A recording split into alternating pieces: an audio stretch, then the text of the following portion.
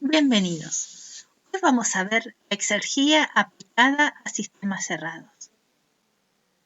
Vamos a ver exergía de vacío, rendimiento exergético y algunos ejemplos. En la clase anterior yo les había demostrado cómo era el balance de exergía para un sistema cerrado, pero no les había demostrado. Aquí vemos que el balance de exergía es en realidad la resta entre el primer principio y el segundo principio. Pero las unidades son totalmente inconsistentes. Entonces, al segundo principio lo tenemos que multiplicar por t sub 0 para que tenga la misma unidad. Aquí vemos que en el sistema cerrado la variación de energía es igual a Q menos L. Fíjense que yo escribo variación de energía, porque así tengo en cuenta la de energía cinética y potencial, además de la energía interna. Bueno, entonces si resto ambas ecuaciones me queda E2 menos E1 menos T sub 0 S2 menos S1 más P sub 0 B2 menos B1. El otro miembro de la igualdad me queda Q menos L menos T sub 0 Q sobre T menos T sub 0 entropía generada. Ahora nos damos cuenta que nos falta el trabajo útil, el trabajo de dilatación, que era el trabajo que tenía que emplear el sistema para levantar la atmósfera, que equivalía a P sub 0 B2 menos B1. Entonces, de ambos miembros de la igualdad se suma P sub 0 B2 menos B1. Entonces, en el primer miembro queda E2 menos E1 menos T sub 0 S2 menos S1 más P sub 0 B2 menos B1, que son en realidad una combinación de propiedades. O sea, lo que estoy calculando es el cambio de exergía del sistema desde el estado 1 hacia el estado 2. Y por lo tanto, la variación de exergía del sistema, como es una combinación de propiedades, es una propiedad. La exergía es una propiedad como lo es la energía interna, la entalpía y la entropía. El otro miembro puede agrupar Q menos T sub 0 Q sobre T de fuente y también puede agrupar menos L más P sub 0 B2 menos B1. L menos P sub 0 B2 menos B1 es lo que nosotros llamamos trabajo útil. Fíjense, le puso un menos, pero delante del paréntesis aparece un menos para compensar el signo que queda positivo, como así fue que lo incorporamos a ese miembro de la igualdad. Bueno, entonces la variación de exergía del sistema que pasa del estado 1 hasta el estado 2 es igual a Q1 menos T sub 0 de fuente, que es la exergía que acompaña el calor o la exergía transferida por calor menos el trabajo útil, la exergía transferida por trabajo, menos T sub 0 entropía generada. Eso que está marcado con amarillo, incluyendo el signo menos, es la variación de exergía del universo. Y siempre tiene que dar negativo. La energía es T sub 0 entropía generada, es el mismo número con signo positivo. En la clase anterior habíamos visto que los sistemas que se encontraban con una temperatura diferente a la temperatura del ambiente tenían exergía. Y por supuesto, si tienen una presión diferente a la presión del ambiente, también poseen exergía. Justamente, si la presión es inferior a la del ambiente, uno podría pensar, y bueno, lo que tenemos un recipiente como este que está trabado, porque si yo saco las trabas, inmediatamente va a haber una compresión y entonces al final, ¿dónde está la exergía que tiene este sistema? Pero podemos acoplar a este pistón una roldana y podemos decir que si se sacan las trabas, lo que va a producirse es levantar unas pesas y esa cantidad de ese levantamiento de las pesas representa un trabajo, por lo tanto, tener un sistema que tiene una presión inferior a la del ambiente, tenemos posibilidad de realizar un trabajo, tenemos energía disponible. Además, el sistema puede tener una velocidad o una altura con respecto a un estado de referencia, tiene energía cinética y energía potencial, y estas energías son exergías directamente, son energías 100% disponibles. Y por otro lado, si el sistema se le ha hecho un vacío, se ha sacado el sistema directamente del recipiente, esta situación también permite es una posibilidad de levantar un peso, y esto también es una exergía. El vacío es una exergía. Entonces la exergía del vacío la vamos a calcular como P sub 0, B es el volumen del recipiente en el estado inicial. Aquí tenemos un recipiente conectado con una línea. Esta línea puede pasar cualquier tipo de fluido, y si yo voy a incorporar, abrir la válvula, incorporar y llenar este recipiente vacío, en ese momento voy a perder esta exergía que equivale a P sub 0 B1. Una fuente como esta, que es un horno que se encuentra a 2000 Kelvin, en este caso entrega 3000 kilowatts como calor, transfiere 3000 kilowatts de calor. Ahora me pregunta cuál es la exergía asociada a ese flujo de calor. Para calcular la exergía asociada al flujo de calor, recurro al conocimiento que tenemos. ¿Cómo es la exergía de flujo de calor? Y le pongo un puntito, porque es por unidad de tiempo. Va a ser igual a Q, puntito, menos T sub 0 delta S, y como era por tiempo, diferencial de tau. Ahora, si el flujo de calor proviene de una fuente, las fuentes nosotros las consideramos reversibles, por lo tanto, delta S es igual a Q sobre temperatura de la fuente. Así que directamente el flujo de calor multiplicado por 1 menos T sub 0 sobre T de fuente, que es equivalente al rendimiento térmico de una máquina reversible que se encuentre trabajando entre 2000 Kelvin y 300 Kelvin, te va a dar la exergía del flujo de calor. Esa exergía del flujo de calor, para este caso particular, a 2550 kilowatts, lo que representa que el 85% de la energía disponible, solamente eso se puede aprovechar para trabajo. Es el máximo que se podría aprovechar, el 85% de los 3000 kilojoules disponibles. El resto es energía no disponible. Vamos a ver qué pasa cuando se calienta un cuerpo con una fuente. Aquí tenemos un cuerpo que podría ser este huevo, que está a una temperatura de 8 grados y quiero calentarlo hasta a 70 grados. Para ello dispongo de agua hirviendo a 97 grados. Considero que mientras se hierve el agua, la temperatura se va a mantener constante mientras que tenga una cantidad de masa suficiente, por eso le puse masa tendiendo a infinito, o sea que lo que se evapora no le afecta para nada aquí al agua que se está en contacto con el huevo, y entonces podemos decir que el agua hirviendo actúa como si fuese una fuente. Ese medio es la fuente que sería el agua hirviendo. El sistema es el huevo. Lo primero que tengo que plantear para saber cómo se derrocha la exergía del universo es el primer principio de la termodinámica para un sistema cerrado, donde vería que Q es igual a delta U, porque no tengo trabajo. El Q, ¿cómo lo voy a calcular? A través de masa C T final menos T inicial con las propiedades del huevo. El calor específico del huevo es un dato conocido, así como lo es la densidad del huevo y el diámetro que se podría aproximar a una esfera.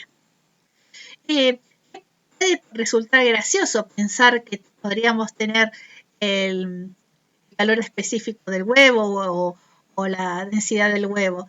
Eso pasa porque los alimentos o también algunos fluidos de importancia industrial están bien registrados con el calor específico y las densidades, entre otras tantas propiedades más, porque se necesitan para hacer cálculos de requerimientos energéticos en plantas. Así que esto es bastante común de tener necesidad de conseguir estos datos.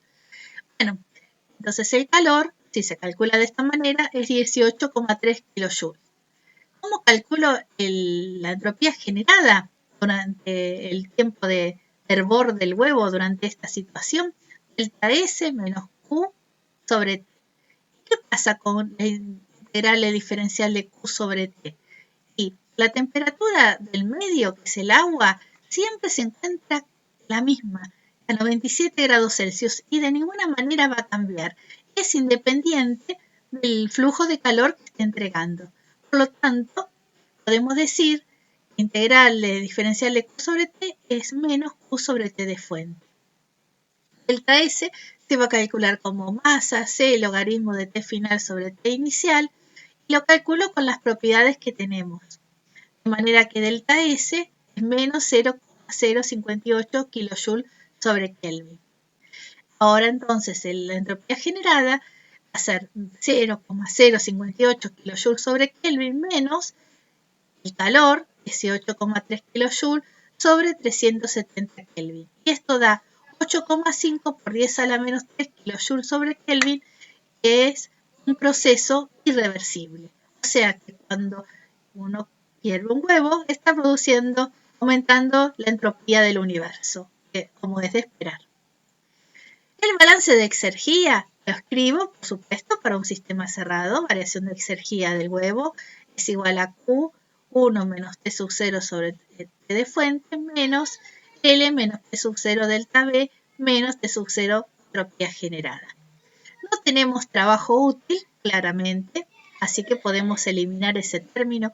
Y por lo tanto, voy a despejar menos T sub 0 entropía generada, que era la incógnita. Menos T sub 0 entropía generada es igual a variación de exergía del huevo menos Q1 menos T sub 0 sobre T de fuente. Variación de exergía del huevo se calcula como habíamos visto, según la función de Darreus para un sistema cerrado. Delta U menos T sub 0 delta S más T sub 0 delta B. Y el resultado es 1,016 kJ. Es un valor positivo porque el huevo se alejó del estado muerto. Justamente estaba en un estado que era distinto al estado muerto, estaba a 8 grados, pero al calentarse hasta 70 se alejó aún más. Así que aumentó su exergía. Por otro lado, menos Q1 menos T sub 0 sobre T de fuente es igual a menos 356 kJ. Por lo tanto, la variación de exergía del universo, o sea, menos T sub 0 entropía generada, es menos 2,5 kJ. Una interesante manera de ver cómo se arruina la exergía del universo es plantear un rendimiento exergético. En el rendimiento exergético vamos a comparar las exergías producidas sobre las exergías consumidas. ¿Cuál es la exergía producida aquí? Justamente aumentar la exergía del huevo. Eso fue el aumento de exergía del huevo, la exergía producida. ¿Cómo me doy cuenta que es producida? Porque es positiva. En cambio, en consumido es Q1 menos T sub 0 T de fuente, que es justamente la exergía perdida por el medio para que se caliente, se cocine el huevo. Y ese valor es menos 356, me doy cuenta porque es negativo, que es consumido, y voy a hacer un rendimiento que va a ser producido sobre consumido. Ahora bien, lo consumido lo voy a escribir en módulo para que el valor de rendimiento me dé positivo. El resultado de rendimiento exergético es 0,29, quiere decir que si el rendimiento exergético hubiese sido 1, el proceso era totalmente reversible. Si era 0, no, totalmente irreversible. No se puede aprovechar nada después del proceso. En este más cercano a 0 quiere decir que es bastante irreversible. Veamos otro ejemplo. Habíamos definido como el segundo principio de la termodinámica que cuando teníamos un sistema aislado, o sea que no permitía la transferencia ni de masa, ni de calor, ni de trabajo con el medio, la entropía siempre aumentaba. Recuerdan ustedes que en el segundo principio podemos eliminar el calor y nos queda S2 menos S1, que es igual a la entropía generada, como este valor siempre es positivo, no queda otra que S2 sea mayor siempre a S1 y que la entropía de un sistema aislado siempre iba a aumentar o en el peor de los el mejor de los casos se iba a mantener constante. Ahora, si esto lo analizamos desde el punto de vista de la exergía, podemos escribir el balance de exergía para un sistema cerrado, eliminar las exergías transferidas por calor y por trabajo, y me va a decir que la exergía 2 tiene que ser menor a la exergía 1 para cumplirse que menos T sub 0 entropía generada tiene que ser menor igual que 0. Por lo tanto, la exergía de un sistema aislado siempre disminuye o en el último de los casos se mantiene constante. Y eso es una mala noticia si consideramos que el universo es un sistema aislado, porque quiere decir que la calidad de la energía cada vez se va a ir deteriorando por la misma irreversibilidad. Tenemos un ejemplo bastante interesante de calentamiento de agua que se encuentra aquí encerrada en un cilindro pistón a una presión de 150 kilopascales. Está en estado de líquido saturado, sabemos que tenemos 2 litros, y lo voy a calentar con una resistencia eléctrica que se encuentra en régimen. Ese régimen es 1000 Kelvin, esa es la temperatura de la resistencia. El trabajo incorporado es de 2200 kilojoules. Y conocemos que T sub 0 y P sub 0 son 25 y 100 kilopascales. Entonces, para saber cuánto destruimos de la exergía del universo cuando calentamos el agua de esta manera, lo primero que hago es el primer principio de la termodinámica, que me va a servir para saber exactamente cuál es el estado final en que voy a encontrar el sistema. Si esto es adiabático, como está mostrado acá, no tengo calor, así que delta U es igual a menos el trabajo. Pero en delta U incluyo a la resistencia, así que tengo delta U de la resistencia más delta U del agua líquida. Delta U de la resistencia vale 0. Vale 0 porque se encuentra en régimen, quiere decir que siempre su temperatura se mantiene en 1000 Kelvin.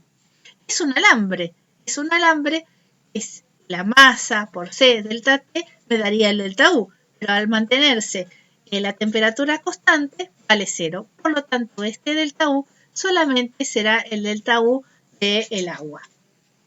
El trabajo tenemos dos. Tenemos el trabajo eléctrico, pero también tenemos un trabajo de expansión.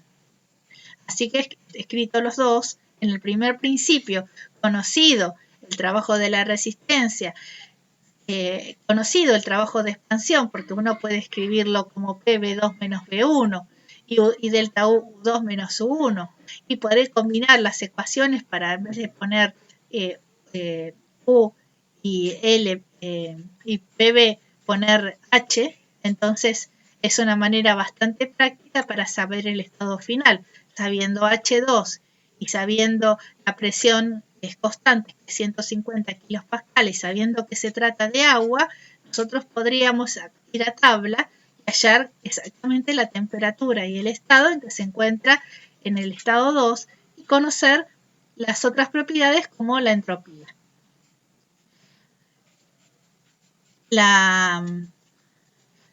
O el título, si lo necesitáramos calcular.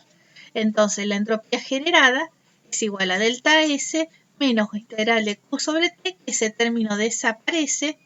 La entropía generada es igual a delta S.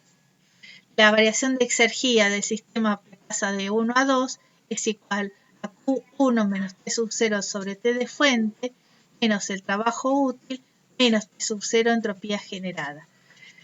Como es adiabático, Q1 menos T sub 0 sobre T de fuente se puede cancelar y me queda que menos T sub 0 entropía generada es igual a delta de exergía del sistema más trabajo útil. En el trabajo útil tenemos dos trabajos.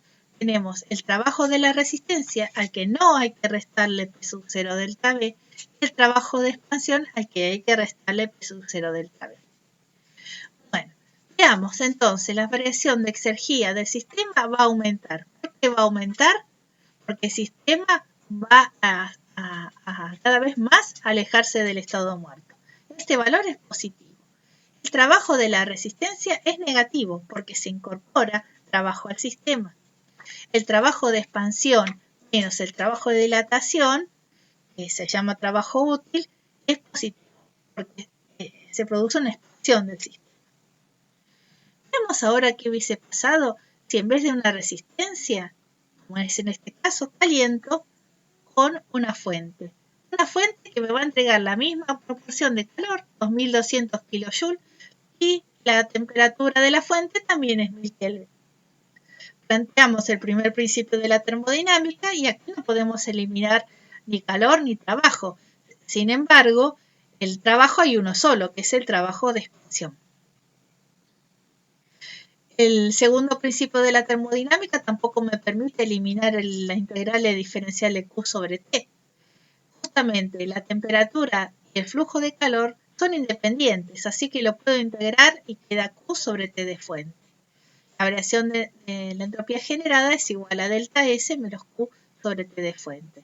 El delta S va a ser exactamente el mismo que el delta S calculado en el caso anterior, porque se trata de sistema que empieza en el mismo estado y termina en el mismo estado, exactamente lo mismo. Eso me lo dice el primer principio de la termodinámica. Si llego al mismo estado va a ser exactamente el mismo delta S. No importa cómo lo haya hecho, sino que el delta S es el mismo.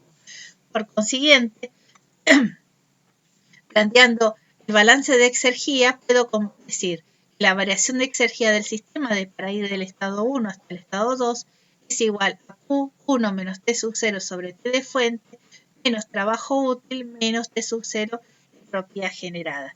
Si despejo menos T sub 0 entropía generada, me queda variación de exergía del estado 1 al 2 menos Q1 menos T sub 0 sobre T de fuente más el trabajo útil, que es trabajo de expansión, menos L0, que es el trabajo de dilatación.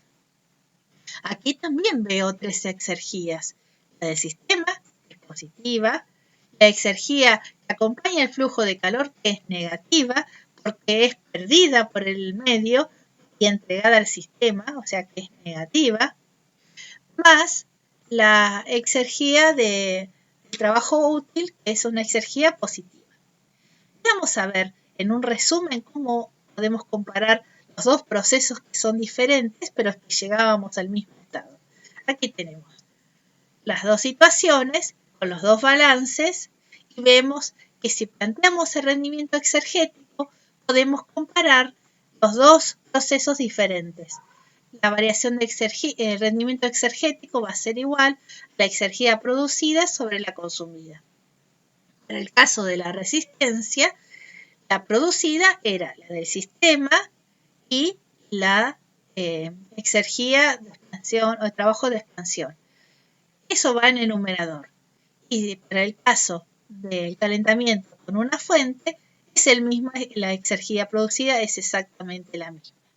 Sin embargo, la exergía consumida, para el caso de la resistencia eléctrica, es el trabajo de la resistencia. Y para el caso de la fuente, es la exergía que acompaña el flujo de calor, menos Q1 menos T sub 0 sobre T de fuente. Cabe recordar que tanto el rendimiento exergético en el primer caso como en el segundo, las exergías consumidas son negativas y que van en el denominador, pero cuando hacemos el rendimiento deberíamos ponerlo con signo positivo, o sea, con módulo, para que el rendimiento nos quede número positivo. Bueno, si comparamos ambos resultados, es de esperar que el rendimiento exergético del sistema cuando lo caliento con una fuente sea superior al rendimiento exergético calentado con una resistencia. Y eso se debe a que el denominador es mucho menor en el caso de la fuente que con la resistencia. Bueno, muchas gracias. En la próxima clase vamos a ver cómo aplicar la exergía en los sistemas abiertos.